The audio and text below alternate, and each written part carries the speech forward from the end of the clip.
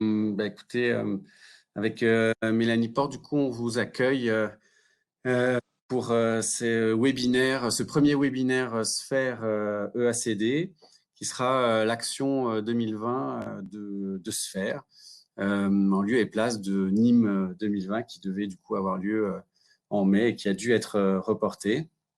On a décidé de prendre le format qui devient le format habituel des lieux d'information savante, c'est-à-dire un webinaire en ligne, et on a décidé ensemble de faire un format court sur une problématique qui est évidemment actuelle, qui est la problématique de la participation des enfants qu'on suit tous les jours à l'ère Covid. Donc, je voudrais remercier particulièrement nos sponsors, Ipsen, Nutricia, Biogène, Allergan, qui permettent aujourd'hui d'avoir accès à un webinaire et des informations de qualité gratuitement pour l'ensemble des personnes qui ont pu s'inscrire. Ça a été pour nous, du coup, un grand support et on voulait les remercier. La première chose, peut-être au nom de Sphère, c'est de vous remercier aussi d'être présent aujourd'hui. On va aborder cette thématique avec 3 angles. L'angle du confinement version 1 et ce qu'on peut aujourd'hui en tirer dans notre confinement version 2. Donc, c'est l'enquête ECHO qui sera présentée par Christelle Pons et par Marine Cassiopo. Et l'angle plus européen et une vision plus à long terme de l'impact de cette pandémie et des mois à venir sur justement les enfants en situation de handicap et les familles qu'on suit aujourd'hui. Et on aura un troisième point qui sera apporté par Mélanie Porte, du coup, pour Nîmes 2021 et qui nous offrira des perspectives sur mobilité et participation, qui est le thème de ce congrès et qui reste le thème de ce congrès. Donc, ne soyez pas surpris, pendant le webinaire, on va avoir des petites vidéos. Qui, du coup, sont des petites publicités pour nos sponsors de 2 minutes. Donc, voilà, restez devant vos écrans et soyez attentifs et le webinaire va continuer.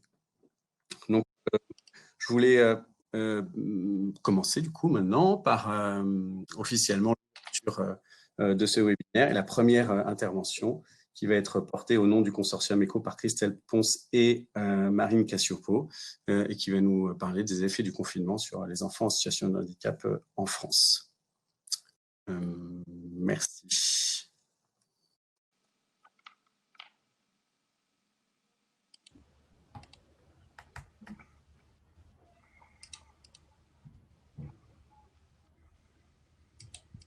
Pourquoi j'ai pas le son, putain.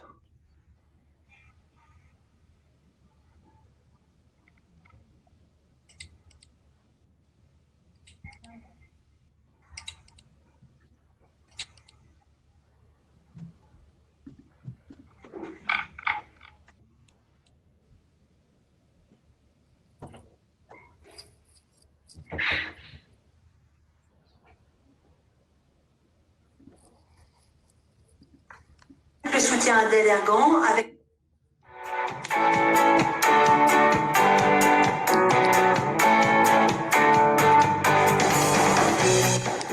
Bonjour à tous, nous représentons donc l'équipe du Centre des Massues, un établissement Croix-Rouge française à Lyon. Je suis donc le docteur Chaléa Valaillé, je suis médecin de médecine physique et de réadaptation. Je suis Rachel Barcoubaré, je suis ergothérapeute. La démarche du développement des livrets d'autorééducation date d'environ 2017. Ces livrets sont un support d'aide à la mise en place de programmes qui peuvent être faits soit en autonomie, d'où le terme autorééducation, soit à l'aide des parents ou des aidants. Ces livrets ont donc vu le jour avec le soutien d'Allergan, avec notamment 2 livrets à disposition, un livret spécifique pour le membre inférieur et un livret spécifique pour le membre supérieur. Chacun de ces livrets propose une banque d'exercices parmi lesquels le thérapeute et le patient pourront choisir des exercices qui sont pertinents en lien avec les objectifs qui auront été déterminés. Il ne s'agit pas de standardiser des prises en charge avec des exercices non pertinents, mais bien de proposer des exercices en adéquation avec les objectifs de l'enfant et du patient. Une progression vers l'objectif est visualisée par des escaliers du progrès qui s'inspirent de la démarche de Goal Attainment Scaling.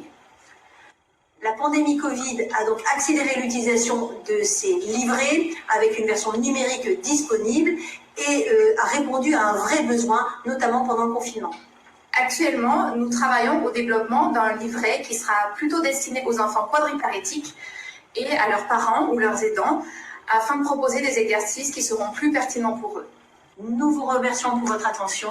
Protégez-vous et prenez soin des vôtres.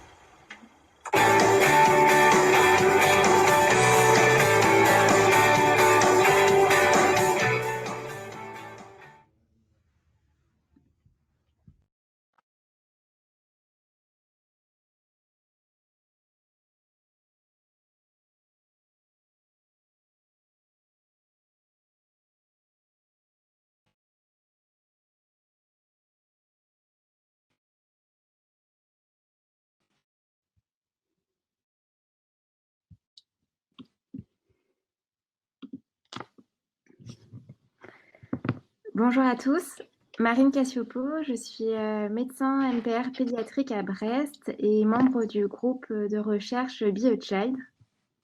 Et Christelle Ponce, médecin de MPR enfants à Brest aussi et membre du groupe de recherche brestois également. On est très content de pouvoir vous présenter aujourd'hui les résultats de l'étude, l'enquête nationale ECHO, enfants, confinement, handicap, besoin, qui a été menée pendant le premier confinement, et de pouvoir discuter avec vous de la manière dont il faut réfléchir ces résultats pour adapter les prises en charge des enfants actuellement pendant le second confinement et également de manière plus générale.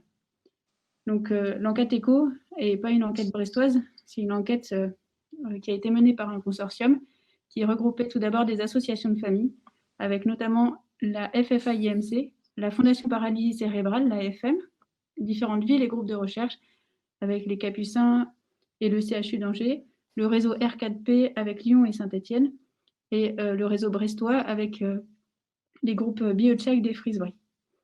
Il y avait des réseaux de recherche comme l'IFRH, des sociétés savantes, avec la SOFMER, bien sûr, la Sphère, l'Institut de motricité cérébrale et la SFNP. Et donc, les résultats qui vous sont présentés aujourd'hui sont des résultats qui sont présentés au nom du consortium. En mars 2020, on a vécu une situation sans précédent, puisque du fait de la pandémie au Covid-19, un confinement a été décrété. Pour les enfants, les conséquences ont été immédiates et très importantes. Ils ont eu leur quotidien qui était complètement perturbé, puisque les écoles ont fermé. Le temps passé à l'extérieur a été fortement limité. Le temps passé avec les copains a été fortement limité également.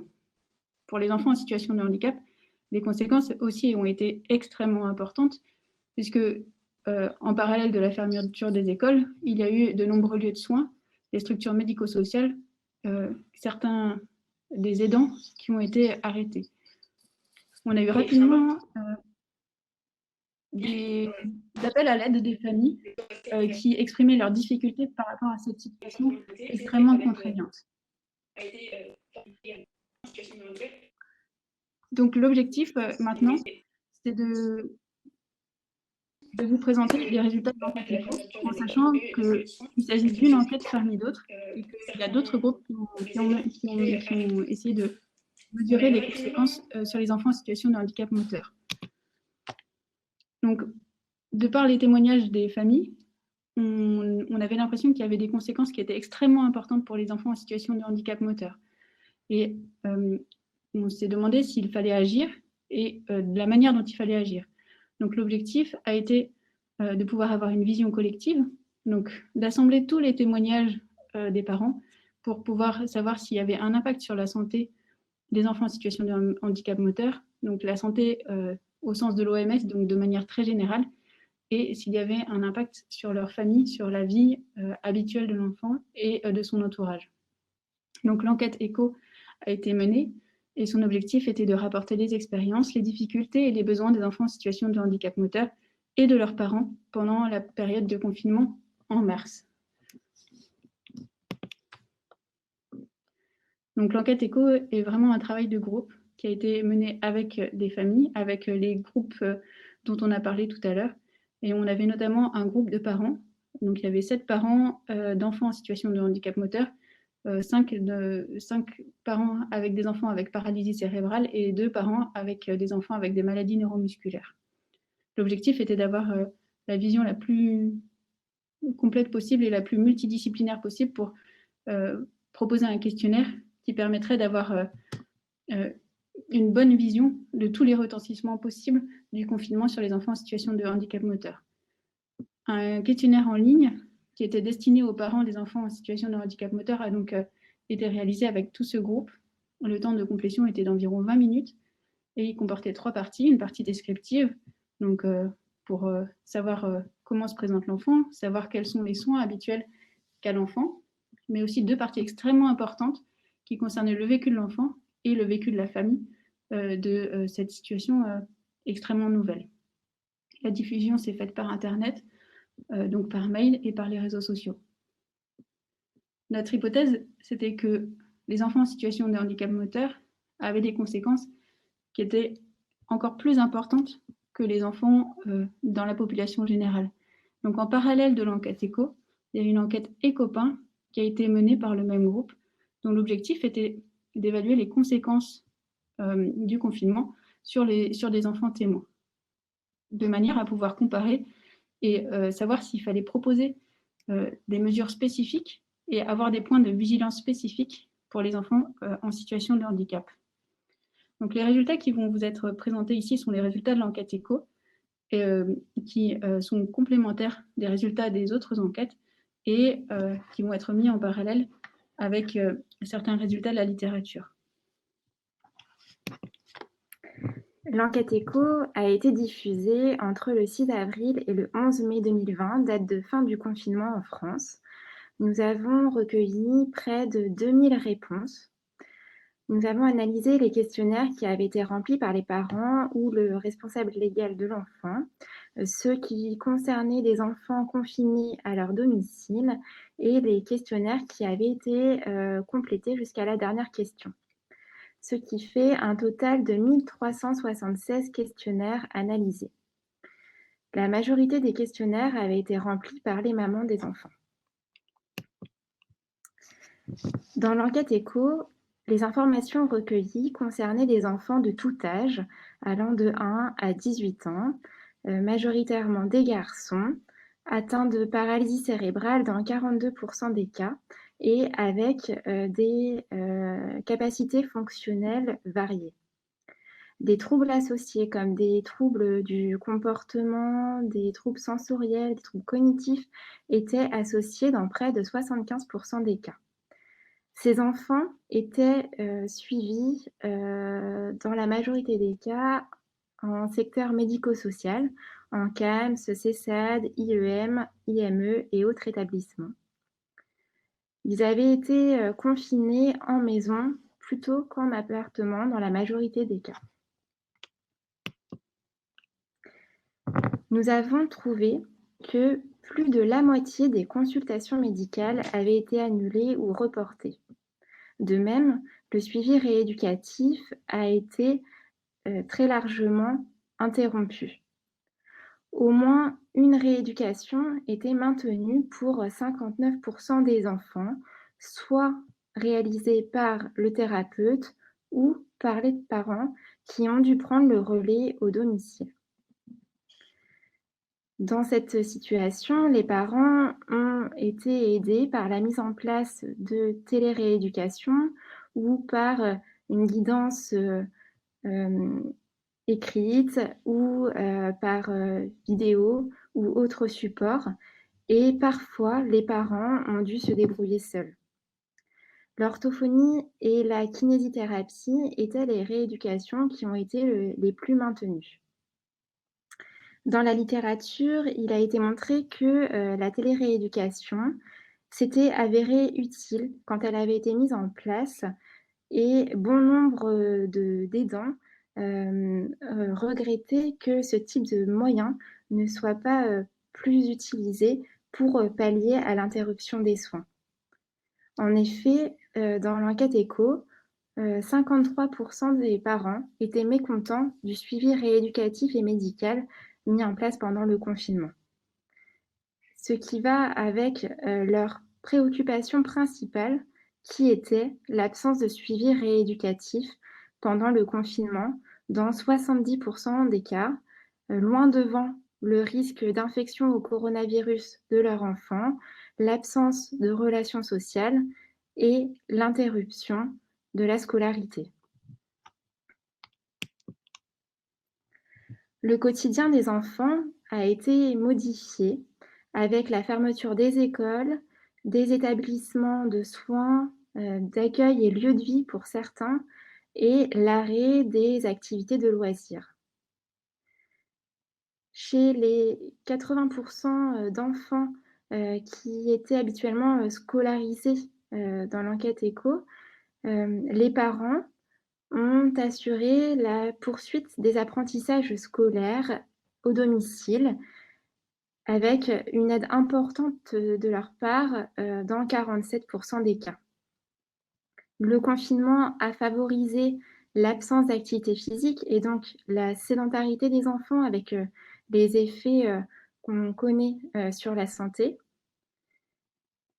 Il a aussi été retrouvé qu'il y avait eu un impact psychologique et émotionnel sur ces enfants, avec un moral notamment qui avait été impacté négativement dans 43% des cas, et l'absence de contact avec d'autres enfants dans 62% des cas, en considérant les contacts physiques, mais aussi les contacts téléphoniques, écrits ou par visio. Les habitudes de vie de ces enfants ont également été modifiées avec des troubles du comportement, des troubles du sommeil, de l'alimentation, l'apparition de plaintes somatiques et des phénomènes de régression. Il existait significativement plus de troubles du comportement chez les enfants de l'enquête ECHO comparativement aux enfants témoins de l'enquête ECHOPAN. D'autres articles ont rapporté que les enfants en situation de handicap avaient eu des répercussions sur leur morale, leur comportement pendant le confinement, mais également sur le stress et l'anxiété. Près de 40% des enfants avaient eu des difficultés dans toutes leurs activités de la vie quotidienne et pour maintenir leur niveau de bien-être. Il a été montré dans la littérature que la modification de l'alimentation, du sommeil et la diminution d'activité physique étaient liées à une diminution du moral chez les enfants dans la population générale. Il est donc important d'être plus vigilant aux enfants en situation de handicap moteur et de tout mettre en œuvre pour maintenir leur qualité de vie, quelle que soit la situation. Les parents ont également été impactés par ce confinement. Nous avons trouvé qu'un tiers des parents étaient isolés pour s'occuper de leur enfant. Ils ont dû prendre le relais pour toutes les activités du quotidien de leur enfant, les apprentissages scolaires, la rééducation, les loisirs, tout en continuant de travailler pour certains, et en plus de ce qu'ils avaient déjà l'habitude de faire tous les jours. Ils ont rapporté à quel point c'était un défi de tout assumer au quotidien et ont témoigné de leur principale difficulté qui était la charge mentale. Ils ont aussi exprimé avoir besoin d'aide pour 60% d'entre eux. Cette situation a engendré beaucoup de stress chez les enfants, mais aussi chez leurs parents. Le stress parental était significativement plus élevé chez les parents des enfants de l'enquête ECHO comparé aux parents des enfants témoins de l'enquête ECHOPAN. Le stress perçu par les parents avait été mesuré avec le score PSS4, qui est une échelle unidimensionnelle validée cotés de 0 à 16, où 16 représente le plus haut niveau de stress. Le stress a été largement étudié. Il a été montré dans la littérature, notamment dans une étude anglaise, que ce stress a souvent conduit à une forte augmentation de l'anxiété et de la peur des parents, ce qui a pu influencer les relations au sein de la famille. Dans la quête écho, nous avons en effet retrouvé que les relations familiales avaient été altérées dans un tiers des cas. Dans la littérature, il a également été montré un stress important pendant le confinement chez les parents d'enfants en situation de handicap et particulièrement chez les enfants avec déficience intellectuelle, troubles du neurodéveloppement, troubles autistiques. Et il y avait aussi plus d'anxiété et de dépression. Le risque de troubles psychologiques chez les parents était 2 à 3 fois augmenté en comparaison à avant le confinement, selon plusieurs études. Les parents, dans l'enquête écho, ont perçu le confinement comme un risque sur la santé de leur enfant dans près de 70% des cas. Et 30% d'entre eux trouvaient que l'état de santé de leur enfant s'était détérioré. Il est donc très important d'apporter un soutien à ces parents qui sont les aidants principaux de ces enfants. Donc on voit donc que ce confinement, dans le contexte de la crise sanitaire, a eu des impacts secondaires sur les enfants, à la fois sur leur santé, au sens de l'OMS, et à la fois sur la vie de famille. Les éléments fondateurs comme les F-words, fonction, famille, forme physique, fraternité, félicité et futur, n'ont pas pu être respectés. De même, certains textes comme la charte de la rééducation et réadaptation des personnes avec paralysie cérébrale n'ont pas été respectés non plus. Donc, rapidement, en voyant l'importance des réponses, l'importance des témoignages, dans le groupe ECHO, on s'est posé la question de savoir qu'est-ce qu'il faut mettre en place de manière immédiate pendant le premier confinement pour que la situation soit le mieux vécue, en tout cas mieux vécue par les enfants en situation de handicap et leurs familles. Et à moyen terme, quels étaient les éléments à mettre en place, quelle que soit la situation sanitaire, pour minimiser les conséquences sur les enfants et leurs familles d'une telle crise sanitaire. Donc on a travaillé sur des conseils pour la rééducation et réadaptation des personnes en situation de handicap. Donc de manière évidente, la rééducation et réadaptation n'est pas le seul élément à prendre en compte, mais on était de nombreux professionnels de rééducation et réadaptation et donc on se sentait particulièrement concernés par cet aspect-là. Donc, ce qui nous a semblé important à écrire, c'était que l'enfant et l'adulte en situation de handicap avaient le droit au maintien de la rééducation-réadaptation et au maintien du dialogue avec le rééducateur et le médecin, en prenant bien sûr en compte la situation sanitaire. Et que le professionnel responsable de la rééducation-réadaptation devait prendre en compte les modifications de la vie familiale, sociale, scolaire ou professionnelle, donc prendre en compte les modifications en lien avec le confinement, par exemple, et donner accès à des ressources adaptées aux besoins du patient et de sa famille. Donc, face à cette vision un peu macroscopique, on a essayé de déterminer pour chaque enfant ce qui pouvait être intéressant de faire et ce qui devait être fait. Il nous semblait nécessaire qu'une évaluation régulière du bénéfice-risque individuel de l'enfant et de sa famille soit réalisée avec, d'une part, la prise en compte du risque pandémique et d'autre part, la prise en compte des possibles conséquences secondaires du confinement, avec notamment la question du maintien de la santé et de la fonction, de garder à l'esprit qu'il faut conserver des objectifs d'activité et de participation et la préservation de la famille des aidants. Donc pour maintenir ce lien, au minimum, il nous semblait nécessaire qu'il y ait un contact régulier par téléphone ou par visio avec le professionnel référent ou la structure de soins référente de l'enfant en situation de handicap. Au maximum, une intervention présentielle pouvait être discutée, bien sûr en respectant les gestes barrières. Et entre ces deux extrêmes, il nous semblait important de pouvoir grader les propositions qui étaient faites aux enfants et à leurs familles de manière tout à fait adaptée à leurs besoins et aux objectifs d'activité et de participation.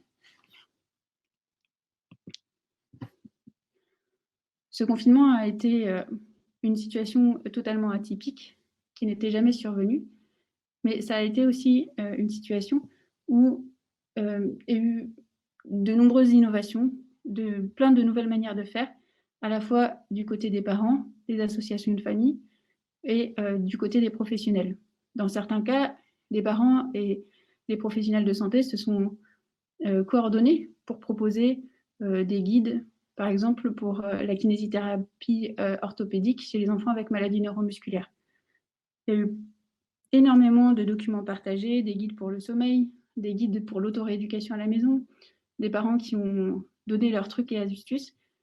Et donc, toutes ces idées et ces solutions ont été perçues de manière assez fréquente par les familles comme utiles et sont vraiment à réfléchir maintenant pour la prise en charge habituelle des enfants pendant le confinement en ce moment, mais aussi de manière plus générale pour la prise en charge, on va dire au quotidien, des enfants en situation de handicap moteur. Dans l'enquête ECHO, il n'y a pas eu que des effets négatifs qui ont été rapportés, mais aussi des aspects positifs. Certains parents ont parlé du fait d'être réunis ensemble, en famille, d'avoir du temps pour partager des moments avec leur enfant et d'avoir le temps de s'adapter à leur rythme. Ce qui a permis à certains enfants de faire des progrès sur l'autonomie et même sur leur capacité motrice, comme la marche pour certains. Il est donc important de savoir écouter les parents et de leur faire confiance, de construire un vrai partenariat avec eux pour s'adapter aux besoins de leurs enfants. Les messages clés à retenir de cette enquête sont que les parents ont majoritairement rapporté des effets négatifs sur la santé et le bien-être de leur enfant. Leur principale préoccupation était l'absence de rééducation pendant le confinement et leur plus grande difficulté était la charge mentale au quotidien. Une évaluation régulière de la balance bénéfice-risque de l'enfant est essentielle et des approches innovantes sont nécessaires pour maintenir la continuité des soins, y compris pendant la pandémie. Aujourd'hui, pendant ce deuxième confinement, il faut garder à l'esprit que cette situation génère beaucoup de stress chez les enfants en situation de handicap moteur qui sont plus vulnérables, mais aussi chez leurs parents. Il faut continuer à soutenir les parents. Le maintien de la scolarisation est essentiel et doit être poursuivi. Il ne faut pas négliger l'activité physique, pourvoyeuse d'un bon état général et d'une bonne santé chez les enfants en situation de handicap. Et il faut continuer d'innover, de proposer des solutions pouvant s'adapter aux conditions sanitaires actuelles pour maintenir les soins qui restent nécessaires avec des moyens comme les téléconsultations, la télérééducation, qui semblent prometteuses en complément du suivi habituel.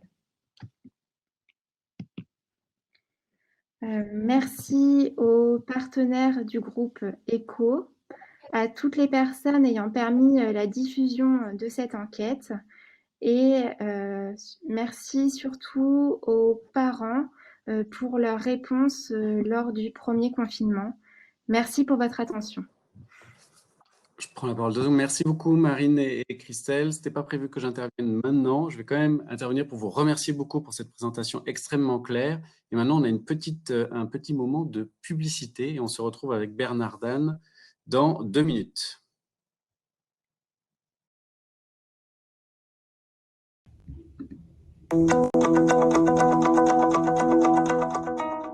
Bonjour. Chez Nutricia, nous sommes experts de la nutrition entérale et nous avons pour mission prise en charge des patients dénutris, mais aussi des patients qui sont à risque de dénutrition.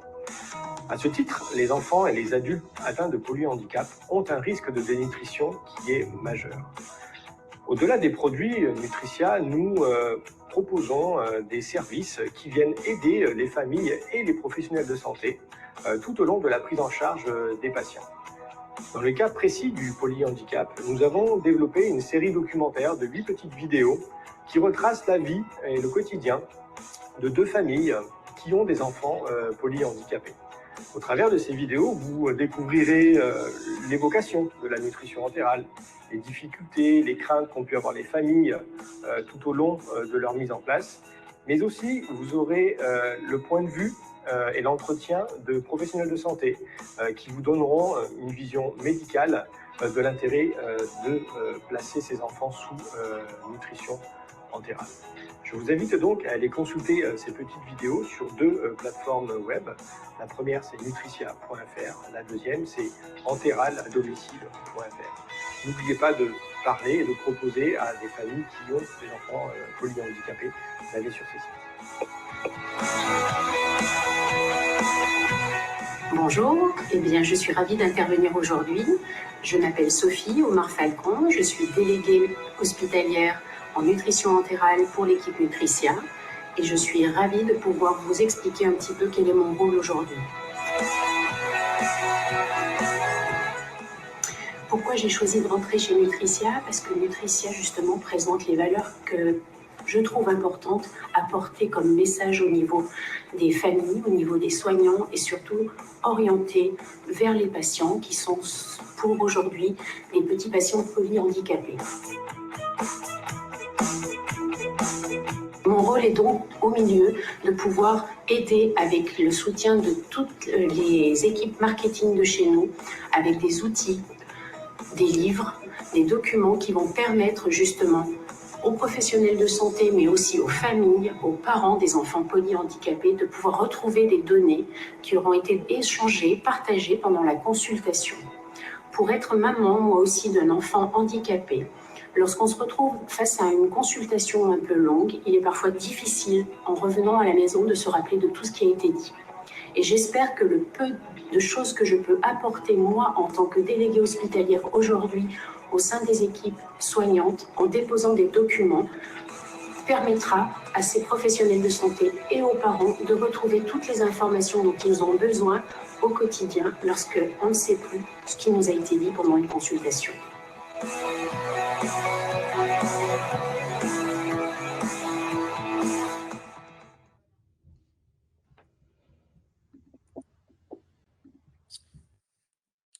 Bonjour Bernard, tu nous entends bien?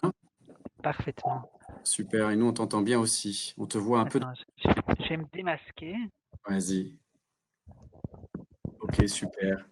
Écoute Bernard, merci beaucoup d'être là en tant que président de la Sphère. C'est un honneur du coup de t'accueillir. Merci beaucoup d'avoir accepté du coup de partager ta vision avec nous et de prendre ce temps. Je te vois un peu comme dans un tunnel jaune. Personnellement, peut-être qu'il y a quelque chose qui est autour de ta caméra, mais je t'entends bien. Si on peut continuer comme ça, il n'y a pas de problème. Je voulais du coup te remercier d'intervenir aujourd'hui au nom de l'EACD et du partenariat entre l'EACD et la Sphère qui se renforce d'année en année depuis EACD 2019 à Paris. Professeur Bernard Dan est éditeur en chef de la fameuse revue Developmental Medicine and Child Neurology. Et du coup, grâce à ça et grâce à l'ensemble de ces lectures et de pouvoir probablement du coup nous donner un éclairage de ce qui se passe dans le monde, en Europe, et puis peut-être dans la communauté. Mais là, on va prendre un peu de vision. Voilà, je vais te laisser la parole. Tu as du coup 20 minutes comme convenu, et tu m'as dit que tu aurais des choses à dire sans présentation. Du coup, Voilà, comme ça, comme c'était prévu. parfait. Merci beaucoup, Bernard. Voilà, merci. Vous m'entendez bien là? Très bien. Parfait. Bon, merci Sylvain, merci à tous. Moi, je suis très content d'être là aujourd'hui. J'ai beaucoup pensé à vous tout le temps, en faisant beaucoup d'autres choses et en faisant le compte à rebours. Et je suis très content aussi de ce que j'ai entendu jusqu'à présent. Ce que j'ai entendu, c'est une expérience qui est une expérience que j'ai aussi entendue par ailleurs, dans des coins qui sont beaucoup plus éloignés de nous. Et ça a quelque chose de rassurant. Ce que j'ai entendu aussi, c'est beaucoup d'enthousiasme et de positivité. Et ça, je pense que c'est une perspective qui est peut-être culturelle et qui est une des forces qui émergent de cette situation. Vous avez certainement parlé de santé mentale, et ça, c'est un des grands thèmes qui ont émergé avec la Covid. Donc, j'ai appris aussi à féminiser le terme. Bon, je veux dire, ça va très bien avec une féminisation générale du monde, et je constate avec vous la disparition de la masculinité, et je m'en réjouis. Donc, la Covid-19 a mis en exergue les questions de santé mentale, non seulement pour les patients, mais aussi pour les soignants, pour les familles.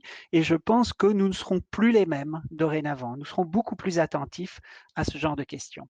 Alors, l'EACD, la European Academy of Childhood Disability, a mené une enquête également, et cette enquête a concerné 1790 participants, des patients, des familles, des professionnels, dans les pathologies ou dans les affections. C'était des troubles du développement neurologique, et surtout les troubles du spectre autistique, la paralysie cérébrale, déficience intellectuelle, mais aussi des troubles du langage, de l'épilepsie et encore d'autres choses. Et nous avons appris une série de choses qui ressemblent un petit peu à ce qui ont été rapportés. Par exemple, 70% des familles en Europe ont rapporté qu'elles ont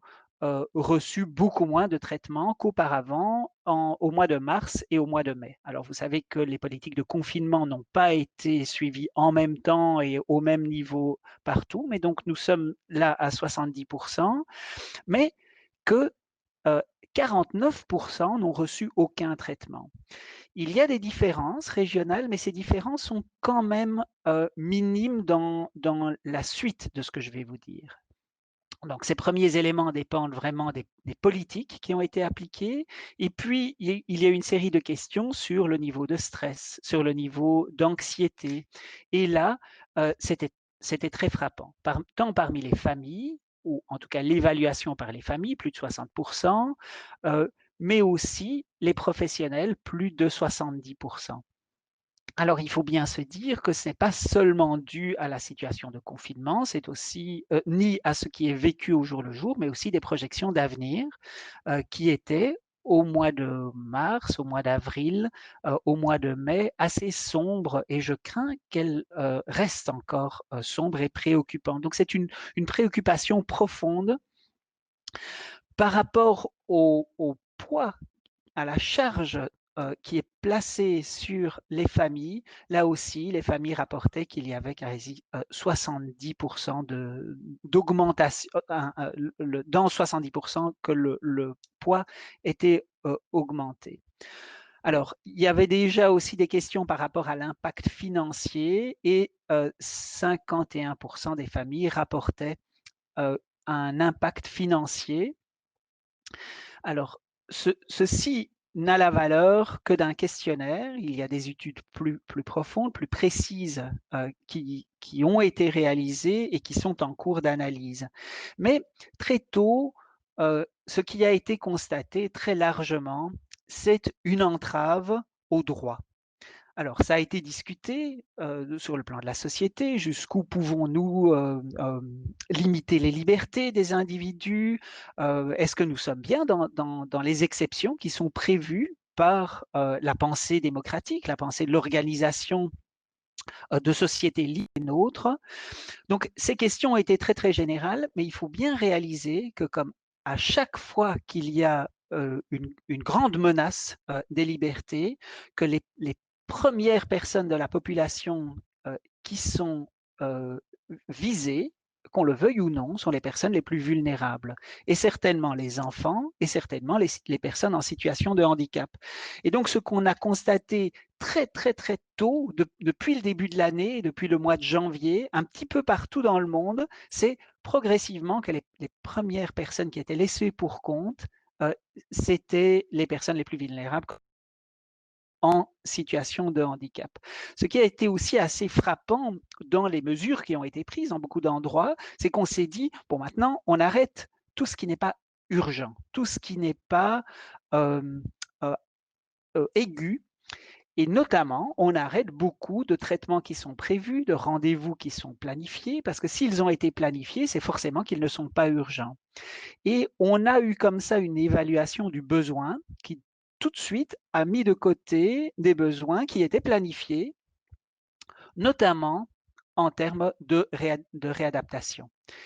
Et dans beaucoup d'endroits, des thérapies ont été interrompues, des consultations ont été interrompues, pas seulement en réadaptation. Le domaine du cancer a énormément souffert de ça, le domaine du dépistage a énormément souffert de ça.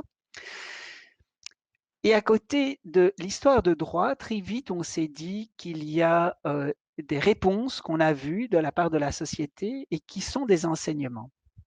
Alors pour ma part, par exemple, très tôt, j'ai été interpellé par les programmes de triage aux soins intensifs, aux unités de soins intensifs. Malheureusement, vous souvenez, on a été dans des situations de choix, mais même avant qu'on soit dans des situations de choix, beaucoup de protocoles étaient déjà mis en place. Dans beaucoup d'endroits, on savait exactement ce qu'on allait faire. Et ce qu'on allait faire, c'est prendre les gens en charge si on avait des besoins limités en donnant une priorité à certains groupes ou plutôt en enlevant la priorité à certains groupes. Et les groupes auxquels on allait enlever la priorité sont des groupes typiquement qui démontraient de la fragilité. L'âge a été un critère, le grand âge, donc là ça ne concernait pas les enfants, mais aussi des critères en termes d'autonomie. Donc, des gens qui ont besoin d'aide étaient des priorités, enfin, perdaient la priorité. Aussi, des personnes dont l'utilité économique, alors l'utilité, c'est une notion d'éthique utilitariste qui peut peut-être nous choquer, mais elle est souvent évoquée dans la réflexion éthique. Mais de fait, elle doit nous interpeller, elle doit nous choquer parce que nous pensions depuis des années que nous avions fait tellement de progrès dans nos notions de la valeur de la vie d'individu. Et nous pensions, moi j'étais personnellement convaincu avec mon implication dans le domaine dans lequel la plupart des gens qui écoutent cet après-midi se trouvent, c'est-à-dire qu'il me semblait que la personne qui détermine la valeur de sa vie, c'est la personne elle-même. Et ça va très très fort avec l'idéologie plus générale que nous suivons, celle de la CIF par exemple, de l'Organisation mondiale de la santé. Avoir des objectifs qui soient en rapport avec soi-même, qui soit pertinent pour soi-même et aussi avoir un sens, une valeur qui soit déterminée par soi-même. Mais on a vu dans ces protocoles que ce n'était plus le cas. Alors, nous avions une grande crainte et nous avions une grande crainte pour nos patients au début parce que nous savons bien que les personnes qui présentent des problèmes moteurs notamment, neuromoteurs ou des affections neuromusculaires, sont les personnes qui sont typiquement parmi les groupes les plus à risque dans le cadre d'autres infections virales, d'infections virales respiratoires en particulier, et certainement des affections qui peuvent conduire des patients aux soins intensifs, comme la grippe que nous connaissons bien mieux que la Covid-19. Et là, par une épidémiologie que nous ne comprenons pas encore, il se fait que les enfants qui ont des troubles du développement ne se sont pas retrouvés spécialement à l'avant-plan, n'ont pas été spécialement un groupe qui a été le plus à risque. Et on ne sait pas bien pourquoi. Alors, il y a plusieurs hypothèses qui ont été évoquées. C'est possible que les enfants qui ont des maladies neuromusculaires ont, et qui ont une maladie soient moins rapportées, que ces maladies soient moins rapportées que les autres, soient peut-être moins diagnostiquées spécifiquement. Et ça c'est un phénomène qui est bien connu. Et donc peut-être qu'ils sont manqués quand on fait des calculs épidémiologiques. Maintenant, il y a peut-être la question de contacts sociaux. On sait que c'est une maladie qui est extrêmement contagieuse et qui a été extrêmement contagieuse dans des endroits où beaucoup de gens allaient, typiquement. Donc, on a épinglé les restaurants, les transports en commun, etc., etc. Et il se fait que peut-être que dans les comportements sociaux, les personnes qui sont en situation de handicap, surtout moteur, ont été relativement protégées, peut-être d'autres comportements comme se toucher le visage. Et on sait que beaucoup d'infections à la COVID-19 se sont passées par contact avec les surfaces et puis contact avec son visage. Donc, ça, c'est une leçon qu'on a tirée très tôt et qui doit nous alarmer pour l'avenir. C'est-à-dire, méfions-nous des valeurs de la vie dictées par la société. Réalisons que nos sociétés, notre propre société, c'est-à-dire nous-mêmes et les gens autour de nous, ont une perception, ont un biais cognitif, donc automatique et largement inconscient, qui diminue la valeur de la vie de personnes handicapées simplement en raison de leur handicap. Si ce que je vous dis ne vous choque pas, c'est peut-être parce que nous sommes victimes de ce biais cognitif, mais ça mérite vraiment que nous le décomposions. Alors, une autre chose qui nous est apparue très très rapidement et puis qui n'a pas du tout été corrigée, ça a été le manque d'action concertée. Les attitudes ont été différentes, les mesures politiques, la communication a été différente. La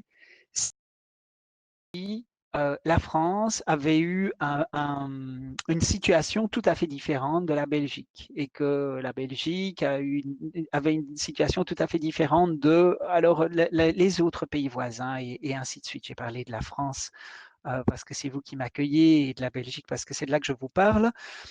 Mais il y a eu un manque criant de concertation et on n'est arrivé que très très tardivement à se mettre d'accord sur des notions de baromètre ou même d'attitude à suivre. Et vous savez que les attitudes ont changé non pas sous la dictée de conditions spécifiques à un endroit, mais d'une manière plus générale. Alors, ce qui a été souligné avant que je parle, ça a été tous les progrès aussi qu'on a fait en téléconsultation, en télésanté, télémédecine, mais je dirais même en télésanté. C'est tout à fait vrai. On a très vite remarqué aussi la fracture numérique, le fait que ce n'est pas tout le monde qui a accès facilement à des technologies à distance. Et puis, ce qu'on a quand même dû constater, malgré tout l'enthousiasme qu'on a pu avoir, c'est que la télémédecine ou la télémédecine ne remplace pas entièrement la médecine et que avec une téléconsultation avec quelqu'un qui ne s'exprime pas facilement verbalement, dans une situation où on peut être attentif de manière pertinente à des signaux qui soient non verbaux. Et donc ça, c'est certainement une leçon à prendre. Maintenant, il y a la communication qui s'est faite, il y a des vidéos qui ont été préparées, on m'a demandé moi-même d'en faire. D'abord, j'ai donné cours depuis le début du confinement, soit soit comme je vous parle maintenant, soit en enregistrant des capsules, même vidéo postées sur YouTube. Les étudiants ont beaucoup apprécié ça. Et je pense que c'est une compensation intéressante et que ça nous a donné des leçons pour l'avenir. Ça nous a rappelé qu'il existe d'autres manières de communiquer que simplement être là face à face. Mais il y a beaucoup de choses dans la présence, dans le toucher, etc., que nous ne remplacerons probablement pas. Et il faut en être conscient. C'est-à-dire que quand on fait des efforts pour avancer, pour être plus ensemble, sachons ce que nous visons et sachons que pour une série de nos initiatives, nous ne pourrons pas viser une compensation tout à fait parfaite. Alors, je me demande où nous allons aller après, et je pense que nous aurons une tendance très rapide à revenir à nos anciens réflexes, et je la redoute. J'espère que nous aurons appris suffisamment, notamment, et ça c'est une des choses qui a été dite et c'est une des choses qui est ressortie de l'étude de l'EACD, notamment dans l'implication des enfants, des adolescents, des jeunes adultes ou des moins jeunes adultes et de leurs familles dans la réflexion. Et peut-être que ça nous a rappelé à quel point c'est central, à quel point ça nous a semblé plus évident quand on parlait à des gens qui étaient dans une téléconsultation, qui étaient assis chez eux plutôt que chez nous, entre guillemets, hein, dans le bureau de consultation, à quel point on est on s'invite alors dans la vie des gens et à quel point on est ensemble, il faut les écouter et que chacun ait sa place et que le professionnel n'ait pas cette vision polarisée où c'est lui qui a tout à dire, tout à faire. Maintenant, encore une chose qu'on a apprise, c'est à gérer le temps. Alors, on ne l'a pas encore bien apprise, on va encore taper sur le clou. Souvenez-vous combien vite nous avons eu des fausses informations.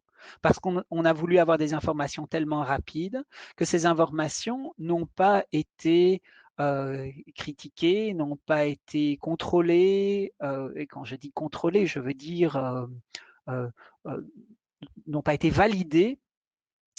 Et c'est vrai qu'on était déjà très très fort lancé dans ce monde d'une communication très très rapide et qu'on commençait à l'être au niveau de la science et au niveau des nouvelles connaissances, mais force est de constater qu'il y a quand même une vitesse en deçà de laquelle on ne peut pas aller. On ne peut pas aller pour rester sérieux. Souvenez-vous des propositions thérapeutiques de la Covid qui se sont dégonflées. Souvenez-vous des nombreuses hypothèses qui ont été faites et qui n'ont jamais été étayées, et donc de tout ce bruit qui a finalement aussi influencé des pratiques. Alors, vous n'avez probablement pas été autant sensible que les Américains aux suggestions de boire de l'eau de Javel ou de se l'injecter, mais sachez que ça a été fait. Donc, il y a cette leçon qui nous est donnée sur la science, on l'oublie facilement. Par exemple, on nous parle du vaccin, d'un vaccin qui est particulièrement prometteur, en nous disant que ce vaccin, on l'a développé plus vite que jamais auparavant, et c'est vrai, mais ce vaccin n'est pas encore là, et quand bien même il sera là, on n'est pas encore sorti de cette affaire, et aussi, quand il sera là, et avant qu'il soit là, il faudra qu'on réfléchisse bien à l'éthique de ce qu'on fait. Donc, j'ai entendu des gens au Royaume-Uni, mais j'ai entendu des gens en France et dans d'autres pays aussi, dire déjà quelles allaient être les priorités, qui allait recevoir le vaccin en priorité. Et ce que je n'ai pas entendu, en tout cas, ce sont des personnes qui sont vulnérables et qui ne sont pas ici. Donc, j'entends que les pays riches ont fait beaucoup d'efforts pour avoir ces vaccins, ont déterminé parmi leurs citoyens qui serait prioritaire, et puis on n'est pas déjà au-delà de ça. Sylvain, donc tu vois, ce que j'ai fait, c'est ce que je t'avais annoncé, c'est-à-dire partager un certain nombre de réflexions. Oh, vous pouvez penser que c'est un peu des réflexions de coin de table, de café, mais pas du tout, puisque déjà les cafés sont fermés. Mais surtout, ce que je vous présente sur le ton de la conversation est le fruit de ce travail qui a été fait au niveau de l'Académie européenne des handicaps de l'enfance. Et je suis très heureux d'être parmi vous. Et pourtant, je me sens seul, comme quand je donne cours. Là, il me manque de voir les regards interrogateurs, parfois furieux, parfois béats, et parfois la distraction. Donc ça me manque, mais je vois juste le sourire de Sylvain. Merci beaucoup. J'ai dit. C'est super. Merci de partager, de prendre ce temps de partage, de discussion. C'est exactement ce qu'on souhaitait. Du coup, il y a un temps de discussion qui va avoir lieu, mais juste avant, il y a un petit coup de pub. Alors, on lance la pub et on se retrouve après pour discuter du coup avec les intervenants et pour que vous puissiez poser vos questions. Posez vos questions au niveau du chat du coup. Il y a pas mal de questions qui sont sorties. N'hésitez pas à continuer. Du coup, Bernard reste avec nous, Christelle et Marine restent avec nous et vous pouvez leur poser vos questions directement par le chat. Alors, c'est parti pour la pub.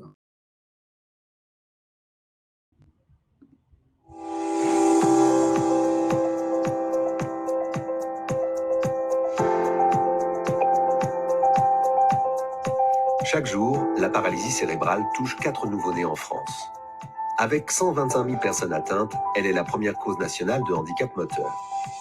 Troubles neuromoteurs affectant le développement du mouvement, le tonus musculaire et la posture, la paralysie cérébrale peut être classée selon la symptomatologie.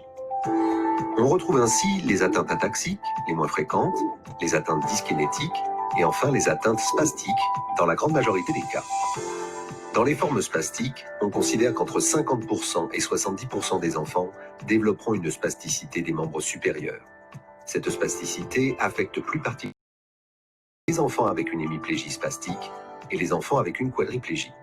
Chez l'enfant, la spasticité des membres supérieurs provoque des spasmes musculaires, principalement dans les muscles du coude, du poignet et des doigts, et peut être responsable d'un handicap important, à l'origine de douleurs altérant la qualité de vie et la réalisation des tâches quotidiennes. La prise en charge de la spasticité du membre supérieur est complexe et nécessite une approche multidisciplinaire coordonnée. Elle fait intervenir une équipe médicale et paramédicale complète selon les besoins de l'enfant et la forme de la maladie. Les objectifs de la prise en charge sont multiples et varient selon chaque enfant. Améliorer les capacités fonctionnelles, réduire le tonus musculaire induit par la spasticité et, in fine, améliorer la qualité de vie par la réalisation des activités adaptées à l'âge. La prise en charge de la spasticité des membres supérieurs repose sur plusieurs options thérapeutiques. Le choix du traitement est généralement déterminé par la distribution topographique de la paralysie cérébrale. Dans les formes sévères et diffuses, le baclofène intratécal peut être une option pour traiter la spasticité des membres supérieurs grâce à l'obtention d'un effet généralisé. La toxine botulique de type A est indiquée dans le traitement symptomatique de la spasticité focale, notamment dans les hémiplégies.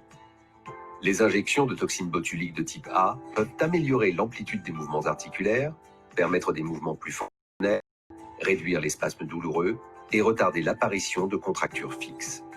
Les injections de toxine botulique doivent être accompagnées d'une approche spécialisée associant kinésithérapie et ergothérapie, notamment pour étirer les muscles spastiques affaiblis, renforcer les muscles antagonistes et travailler des schémas de mouvement plus fonctionnels. En complément, la mise en place d'un programme personnalisé à domicile, établi de manière collaborative avec les parents et l'enfant, a montré son intérêt dans l'amélioration des symptômes. Ainsi, chez les enfants atteints de paralysie cérébrale avec une atteinte des membres supérieurs, une prise en charge adaptée et holistique demeure essentielle pour préserver leur indépendance dans les activités de la vie quotidienne.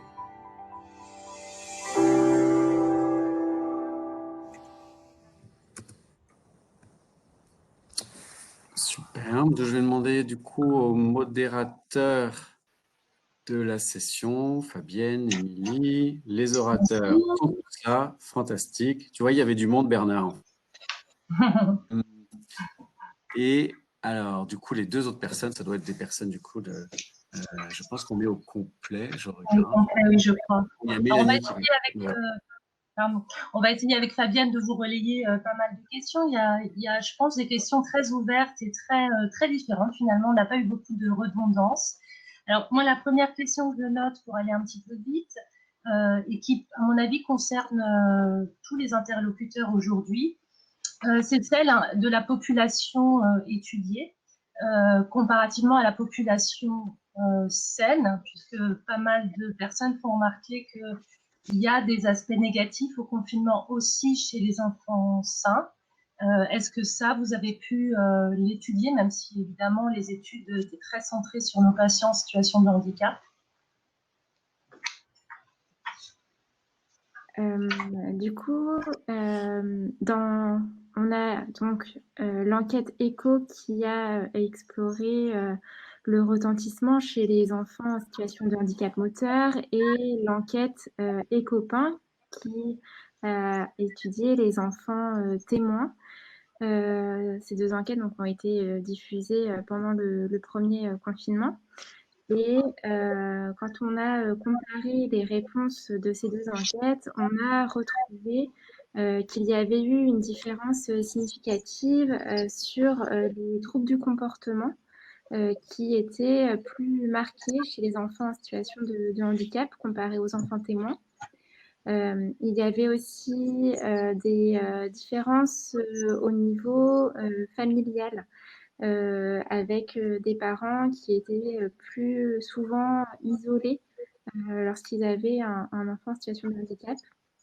Et il y avait un risque pour la santé qui était perçu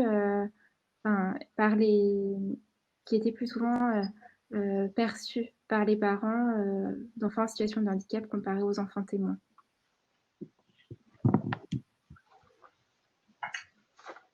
Dans l'étude de l'EACD, il n'y a pas eu de groupe de comparaison. Ça a été fait exprès, c'est-à-dire qu'on voulait aller vite et on voulait savoir les besoins de la population cible et non pas les besoins spécifiques de la population cible. Mais ce qu'on voulait surtout, c'était aller vite et aussi se mettre dans une situation où on pourrait, en plus des quelques chiffres que je vous ai cités, avoir des témoignages sur lesquels on puisse travailler avec une méthodologie d'étude qualitative. Et donc, notre question n'était pas tant de comparer à la population générale, mais vous avez tout à fait raison. D'ailleurs, alors là, avec mon autre casquette d'éditeur du journal, j'ai vu de nombreuses soumissions d'articles qui sont similaires et en fonction des questions, on a vu que souvent la méthodologie n'était pas assez robuste.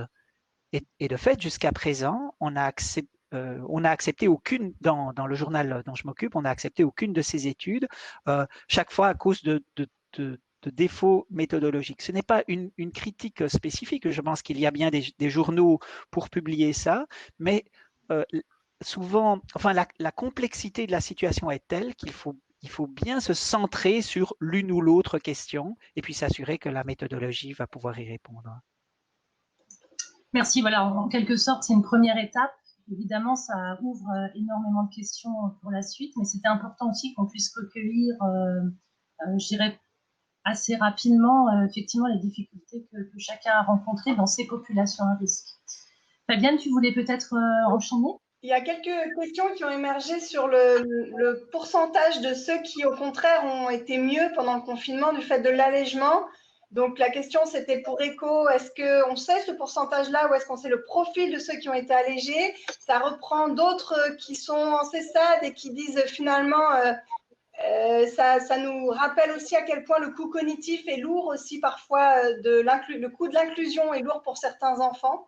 Et puis, ça rejoint aussi, je pense, que disait Bernardane, de redouter qu'on revienne à nos réflexes d'avant. Donc là, la question, c'est un peu plutôt à qui ça a pu être utile et pourquoi, et qu'est-ce que ça nous donne comme enseignement pour la suite. Donc, dans l'enquête ECHO, on a demandé aux parents comment ils avaient perçu l'effet du confinement sur la santé de leur enfant. Et il y a 20% des parents qui ont noté une amélioration, qui avaient l'impression que leur enfant avait eu une amélioration de leur santé pendant le confinement. On les a aussi interrogés sur le moral. Donc tout à l'heure, on a rapporté les effets négatifs sur le moral, mais il y a aussi des parents qui ont dit dans plus de 15% des cas que le moral avait été amélioré. Après, je pense qu'il y avait une question un peu plus globale, mais qui a été posée. Il y avait la question d'abord du risque des patients PC pour le Covid, donc ce n'était pas le sujet, mais vous y avez un peu répondu, Monsieur Dan. Et la question sous-jacente, c'est est-ce que ces populations seront incluses dans la recherche vaccinale ou est-ce qu'ils seront prioritaires au moins pour la mise en place des vaccins? Ce sont des questions en deux temps et la recherche. À ma connaissance, j'ai pas tout lu, mais j'ai quand même beaucoup lu. Donc, je veux dire, j'ai eu accès à pas mal de données.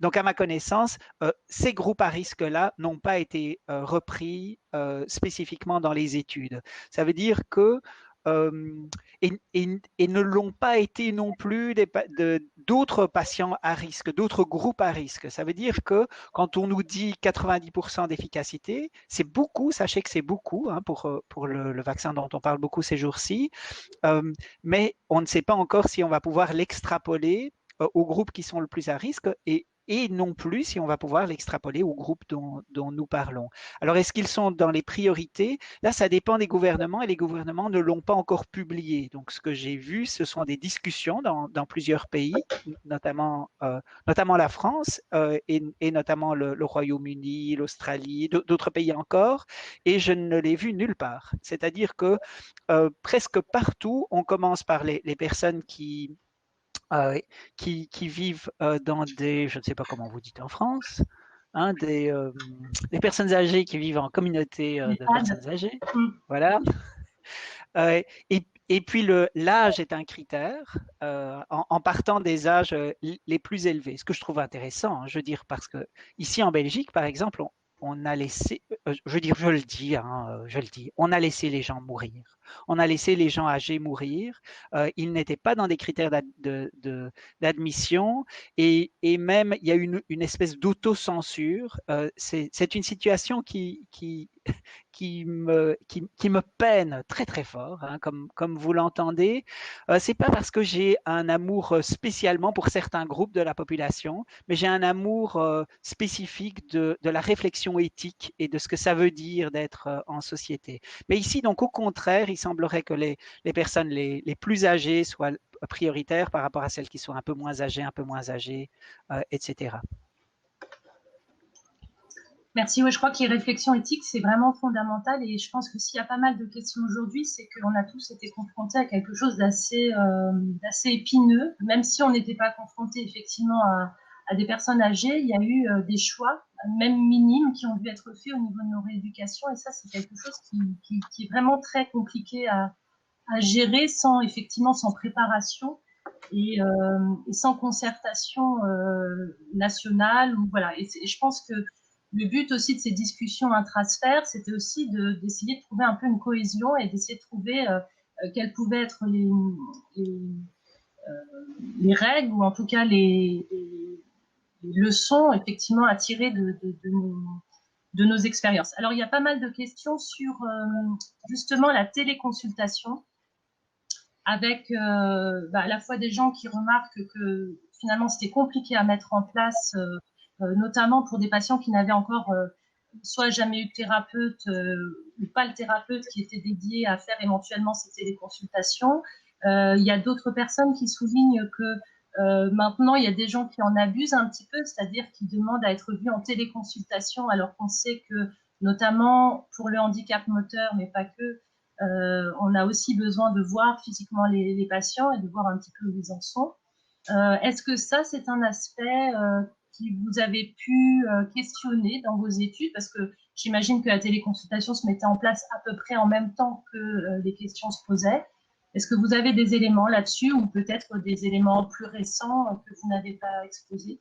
Il y a quelques pistes Et d'abord sur la vitesse. Alors la vitesse dépend surtout de l'environnement local et de la culture locale. Les Italiens ont été très très rapides à proposer de la télésanté en général et des téléconsultations et des thérapies à distance. Et c'est pas spécialement parce qu'ils ont été touchés plus tôt, c'est parce qu'il y a déjà une culture et une place de la technologie qui le permettait. Donc, tout était prêt, je veux dire, culturellement. Alors, il y a des pays où ça a été beaucoup plus tardif parce qu'on a attendu qu'il y ait un cadre de remboursement ou bien de sécurité. Hein. Par exemple, il y a Zoom a été décrié, puis d'autres plateformes ont été plutôt encouragées. Mais surtout, et ça je veux le dire ici parce que nous partageons une culture en général où les thérapies sont très très largement faites par des thérapeutes. Et ce n'est pas l'affaire des familles. Oh, je généralise un petit peu, hein, mais je le généralise pour le mettre en contraste avec des pays où c'est l'inverse. Des pays beaucoup plus pauvres que les nôtres, comme le Royaume-Uni, où les thérapeutes se prennent surtout comme rôle, et là aussi je généralise, d'évaluer une situation et de donner des recommandations qui vont être mise en place à domicile par les parents. Et donc, je pense qu'ici, on a été un petit peu secoué dans qui fait quoi, et aussi, non seulement quel est le rôle des parents, quel est le rôle de la famille, qu'est-ce qu'on peut faire à la maison et donc dans un endroit qui devrait être ludique et pas thérapeutique ou comment on le conceptualise, mais aussi comment est-ce qu'on peut observer un enfant. Donc pour moi, c'est une hérésie de parler du tonus musculaire, par exemple, sur la base d'une vidéo. Mais si on n'a que ça, peut-être qu'on va devoir quand même le faire et peut-être que là, c'est peut-être pas le tonus musculaire qui va être si important. Donc là, on va apprendre et là, j'espère qu'on ne va pas rester coincé pendant trop longtemps dans ces situations télé et à mon avis, pas assez longtemps pour qu'on apprenne suffisamment. Donc, il faudra faire attention à ce que les autres ont appris et continuer à s'enrichir pour savoir comment on va pouvoir intégrer ça, mais j'ai dit pas remplacer de la télé par de la vraie proximité. Je vais devoir vous arrêter dans ces discussions. Alors, Bernard, tu remportes un succès dans le chat du coup pour tes réflexions éthiques et on voit bien que l'enquête ECHO et l'enquête EACD, il y a d'autres personnes qui ont aussi conduit des enquêtes et du coup le groupe Handiactif qui avait aussi confirmé une grande partie des résultats, voire même des résultats encore plus graves que ceux que les familles de l'enquête ECHO avaient rapportés.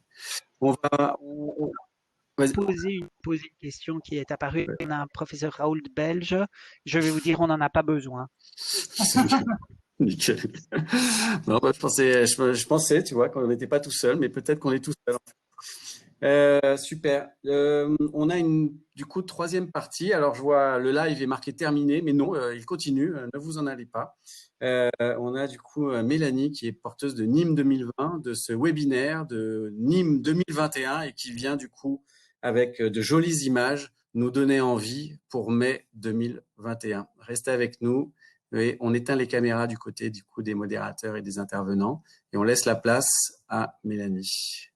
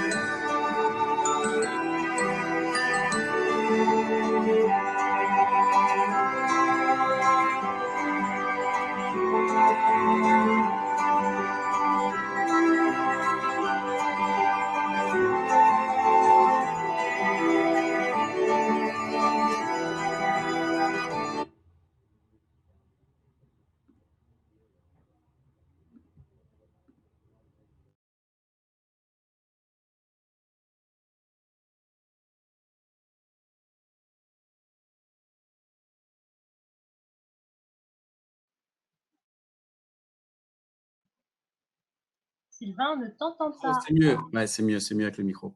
Du coup, merci beaucoup Mélanie. Mélanie ne peut pas être sur la plateforme là pour des raisons de connexion. Elle me dit de vous dire, si je ne peux pas parler, tu dis que aujourd'hui, dans cette période, le mot participation importance et que du coup cette thématique de congrès, comme vous l'avez vu en image, sera encore plus importante que ce qu'elle elle aurait pu être en physique. Donc je pense, petit mot de la fin et ces mots et cet optimisme. J'entends quelqu'un qui parle. Non, et du coup, on va terminer le live. Je remercie beaucoup l'ensemble des participants d'avoir été là, l'ensemble des intervenants, d'avoir été présents et de la qualité des interventions qui ont été proposées et des discussions qui ont été proposées. On se retrouve pour un événement Sphère qui sera du coup l'événement de mai 2021. Vous pouvez retrouver sur le site Sphère ou sur le Twitter Sphère l'ensemble des événements Sphère qui auront lieu. Il y a aussi l'Assemblée Générale qui a lieu dans quelques minutes. Donc, je vais couper le live. Et pour ceux qui sont membres et qui ont payé leur cotisation et qui veulent faire vivre la Sphère, eh bien, on se retrouve dans 2 minutes pour l'Assemblée Générale. Et pour tous les autres, eh bien, je vous souhaite une bonne soirée.